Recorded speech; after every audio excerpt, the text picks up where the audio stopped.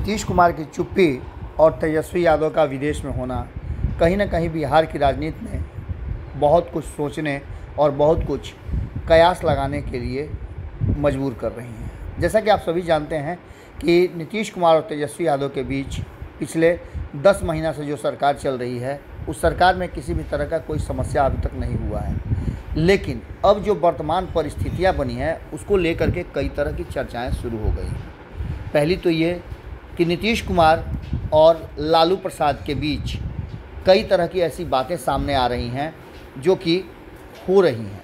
एक तरफ जहां नीतीश कुमार पर दबाव बढ़ रहा है कि वो मुख्यमंत्री की कुर्सी छोड़कर तेजस्वी यादव को दे दें, तो वहीं नीतीश कुमार पर यह भी दबाव है कि वो भारतीय जनता पार्टी के विरुद्ध किस तरह से अगली लड़ाई लड़ेंगे और विपक्ष को एकजुट रख पाएंगे। लेकिन इसी बीच में बिहार में जो सरकार चल रही है, जो नीतीश कुमार के लिए सबसे ज़्यादा अहम और अहमियत रखने वाली है, क्योंकि नीतीश कुमार की पहचान बिहार के मुख्यमंत्री के रूप में और वो भी एक लंबे समय तक रहने वाले मुख्यमंत्री के रूप में है। नीतीश कुमार अभी मुख्यमंत्री की कुर्सी छोड़ने के लिए तैयार नहीं है। किसी भी तरह का दबाव उन्हें हिला डुला नहीं सकता है। लेकिन इन सब में कई चर्चाएं हो रही हैं और ये खबरें भी मार्केट में आ रही हैं, मीडिया के माध्यम से हो या फिर राजनीतिक गलियारे में हो, कि नीतीश कुमार को तेजस्वी यादव के लिए कुर्सी छोड़नी पड़ेगी। इसी बीच में 2-3 घटनाएं बहुत तेज़ी से घटी हैं। पहला तो ये कि नीतीश कुमार के मंत्रिमंडल में एक बार फिर से वही बात देखने को मिल रही है जो अक्सर बीच बीच में देखने को मिलती है। मंत्री और अधिकारियों के बीच का ये टकराव कहीं ना कहीं राष्ट्रीय जनता दल और जनता दल यूनाइटेड के संबंधों के बीच आकर खड़ा हो गया है। इसको लेकर के आपने देखा कि किस तरह से अशोक चौधरी और सुनील सिंह के बीच में तल्खियाँ बढ़ी। सुनील सिंह ने जब नीतीश कुमार के एक्शन पर अपनी बात रखी तो इस पर भड़क गए अशोक चौधरी और उन्होंने सुनील सिंह को बहुत कुछ सुना दिया। इन सारी बातों के बाद जो हमारे सामने खबरें आ रही हैं वो ये कि सुनील सिंह को मुख्यमंत्री आवास से बुलावा भी आया था, लेकिन सुनील सिंह ने जाने से इनकार कर दिया और उन्होंने अपना नेता तेजस्वी यादव और लालू प्रसाद को माना।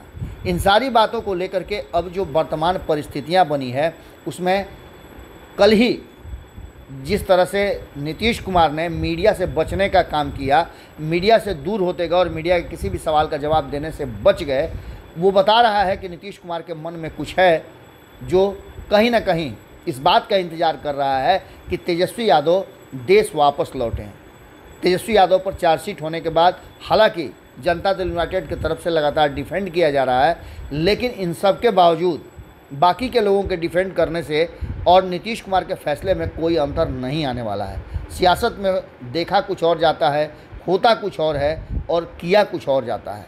आपको बता दें कि नीतीश कुमार का मीडिया से बचना इस बात की तरफ इशारा कर रहा है कि नीतीश कुमार तेजस्वी यादव के देश लौटने के बाद कोई बड़ा फैसला ले सकते हैं। आपको बता दें कि इसी बीच में विधानमंडल का सत्र भी शुरू होने जा रहा है और इस सत्र को भी हंगामेदार होने की उम्मीद जताई जा रही है। कहा तो यहाँ तक जा रहा है कि जब सर्वदलीय बैठक हो रही थी, उसमें भारतीय जनता पार्टी क्विट कर गई और भारतीय जनता पार्टी के तरफ से जो नेता प्रतिपक्ष विधानसभा में है विजय कुमार सिन्हा, वो इस बैठक से नाराज़ होकर के निकल गए। अब देखना दिलचस्प होगा कि आखिर नीतीश कुमार की चुप्पी का क्या मायने निकल के बाहर आता है। नीतीश कुमार जब जब चुप होते हैं तो कोई बड़ा फैसला होता है।